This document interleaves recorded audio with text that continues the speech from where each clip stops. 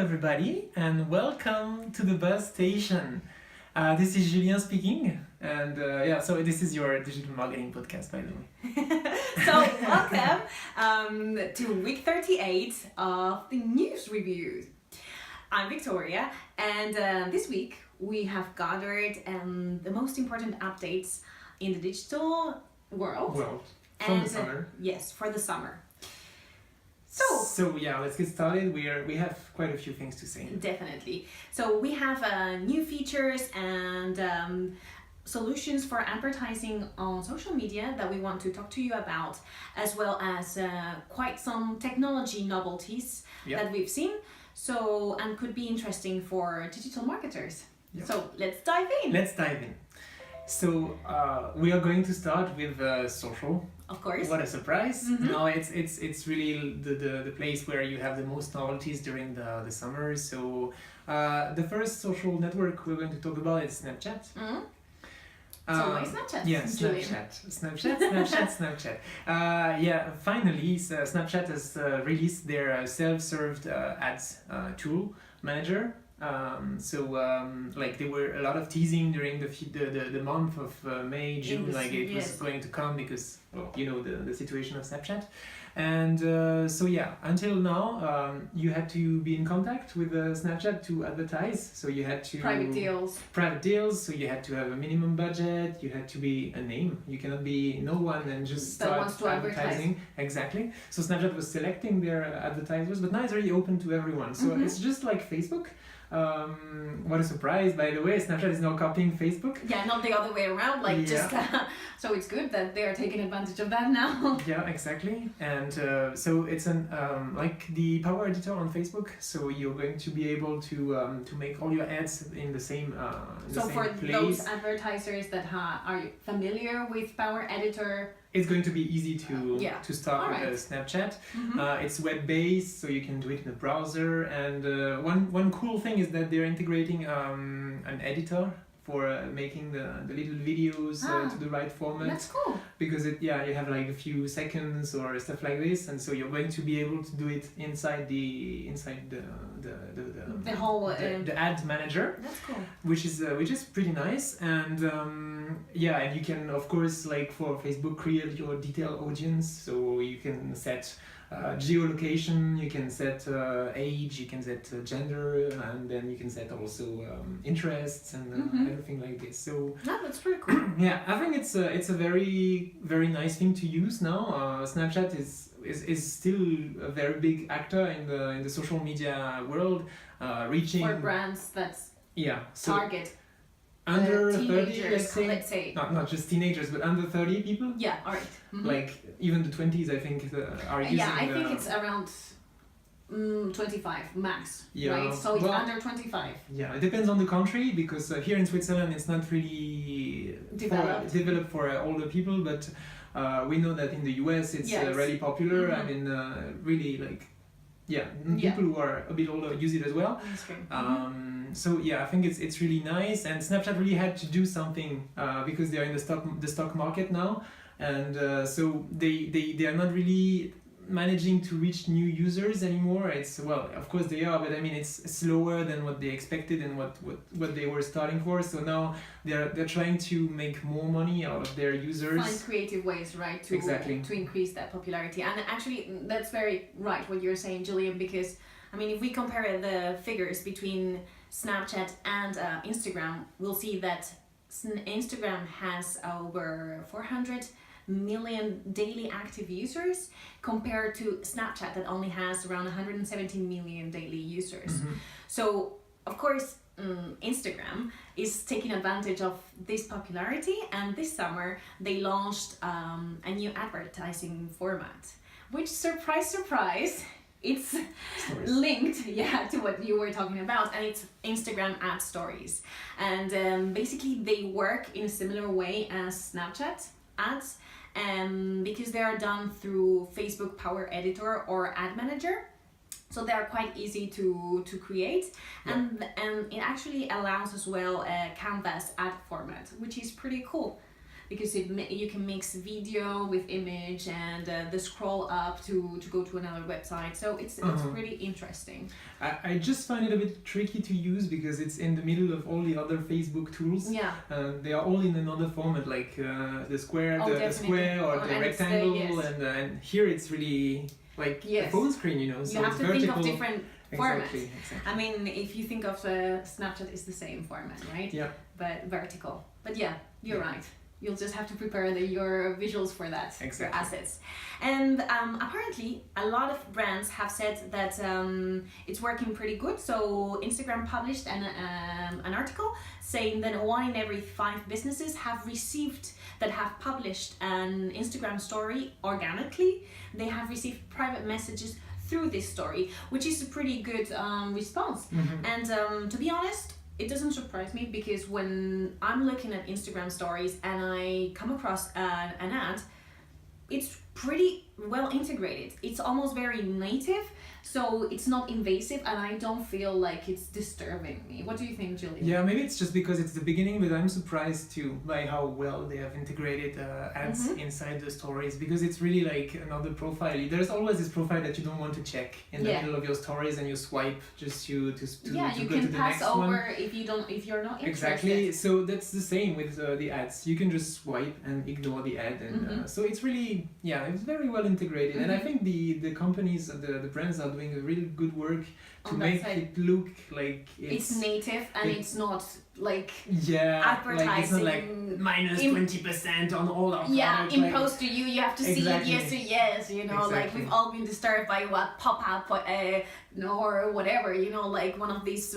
pre-roll YouTube ads that you cannot skip, which is pretty annoying. And I think what their publishers are trying to do is like go back and try to do something that won't invade people, and they will have the option to see it or not, which is pretty good. So great. And still on stories, Instagram stories, but not talking about advertising, a new feature that was released during the summer is that now Instagram stories can be sent through private message to others. And we've been using it quite a lot lately. That's very useful, actually. So that, and Instagram is doing a good job with their stories. They are focusing a bit on stories, with all the geo filter thing, all the hashtags now that you can use also in the stories. It's really, I think the reach, it's going to increase and continue to increase for people and brands at the same time, and I think it's really a good balance that they have managed to find. Let's hope that they don't get too greedy and make it worse, but the balance so far I think everything that they're releasing is well thought, and at the moment they're doing a great job. I think so too. So thank you, Instagram, for everything. Thank you, Instagram. So before we continue on to the technology side that we mentioned before, I just wanted to mention that we haven't forgotten Facebook, but there's so many updates that have happened during the summer that we thought it would be better if we do a separate and dedicated episode for that. So in 2 weeks, you can expect a brand new episode on Facebook. Yeah. I don't say anything more, but we have some interesting ideas. We have to keep the suspense, right? Exactly. So now let's go back to the news. Yes, and technology, Julian. I'll give you the word. Of course. Technology, it's my field. Yes. So I would like to focus a bit on mobile phone novelties, because between the end of August and the beginning of September, we've seen a lot of new phones and new features and new functionalities being released and announced and stuff like this. You've all heard of the Apple conference. You've all heard of iPhone 10. iPhone 10, yeah. You've all heard of the Samsung conference. You've all heard of maybe not everyone, but the IFA in Berlin, which was also very big for technology. And so we have seen a few trends which are being confirmed, which are from the beginning of the year, but now they are becoming more widespread. The bezel-less screens, the double camera setup. No button screens as well. Yeah, no button screens on the iPhone. Well, there's a lot of things. We've not seen any VR though, which is pretty interesting because we all thought that all the mobile companies were going to jump at the VR technologies at the beginning, virtual reality, sorry, at the beginning of the year, and then now they're a bit more discreet about it. But one for sure feature which is working is augmented reality.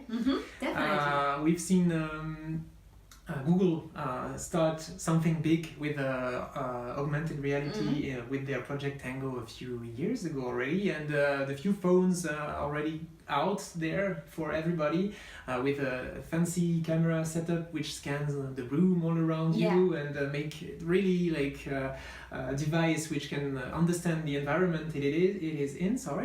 And we've seen already quite a few interesting uses with that. Yeah, definitely. We've seen a few apps which are using things around, even, I mean, commercial apps as well. It was a bit more focused on gaming at first.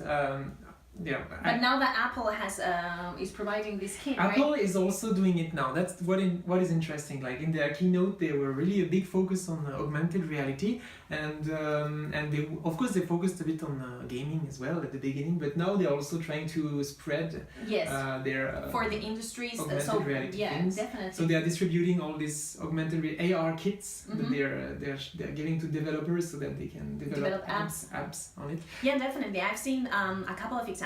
So, for example, there's one called IKEA Place. I don't know if it's a prototype, but it's pretty cool because so literally you're with your phone in a room and you can see and choose the products from their whole catalog. And let's say you pick a sofa and then you'll put it and see how it looks in your living room. So it's with good. The dimensions and stuff. It's really precise. It's really useful. I mean, it's going to save you a lot of time in going and picking and returning articles and all these measuring things. And there's some people that, for instance, you need to see how it looks like before imagining it, so it's going to help a lot. But not only in this industry, we've seen others which are pretty interesting and worth mentioning. For example, there's a company that's called Kabak, and they produce augmented food menus for restaurants. So you will be in a restaurant, you have your dish, by that, actually. You put your phone and choose from the menu, and then you have in 3D the whole dish. So you know what to expect. You will never be in the trouble of wondering what the heck is this thing that you see on the menu. You say like, hey please, can I have an octopus? And you're not gonna have the whole octopus there, but you're gonna know what to expect. Exactly. So it's pretty cool, and I think there's a lot of potential there. Yeah, they're already being very creative. And, So maybe we don't know, it hasn't been exploited yet, but it's gonna come, and there's a lot of things that can be done definitely in there. One more thing about Apple, one more thing. It's Face ID. Face ID. Oh, for the iPhone because 10. the iPhone 10 or the iPhone X or whatever you call it is a borderless screen now, and it doesn't have a button anymore. And so you don't have the Touch ID. The Touch ID, which was used for Apple Pay. So the footprint, the fingerprint. Not footprint. It's late in the evening, you can see already that my brain is... So the fingerprint is not going to be used anymore. It's really using your face to make you unlock your phone or to use Apple Pay. And I think it's an interesting technology, but Apple is really needs to convince people that it's safe. Yes. I mean, they failed somehow on stage. Yeah, that's what I was gonna say. Yeah. Yes. So it's a bit. It doesn't give you that much trust. Exactly. You say, okay, is it gonna work or not? If I want to make a payment, Exactly. So they need to prove that it's going to be safe. I think it's Apple, so the fans are going to use it heavily, and then they're gonna learn from it, and they're gonna improve it and optimize it. Exactly. So it's definitely something that's gonna. So it's interesting for apps which are using Apple Pay or any functionality linked to the fingerprint, and now they have to switch to face recognition. It's interesting. Let's see how everything evolves. Definitely. So thank you for joining us today in these news reviews about digital marketing. We hope you enjoyed it. And if you did, we would really appreciate if you share it with a friend of yours that might enjoy it as well. If you're watching on YouTube, just add a little like. Yes. and follow us. Yes, definitely. If you have any questions or any suggestions, do not hesitate to leave a comment on our social media. We're on Instagram, Twitter, Facebook, YouTube. We're on iTunes. We're everywhere. We're everywhere, so we'd like to hear from you somewhere. If you have more examples, feel free to give it to us. Thank you very much for listening and watching us today, and see you next in 2 weeks. In 2 weeks. In 2 weeks. And don't miss it, because we'll be talking about the novelties of Facebook. Bye-bye. Bye.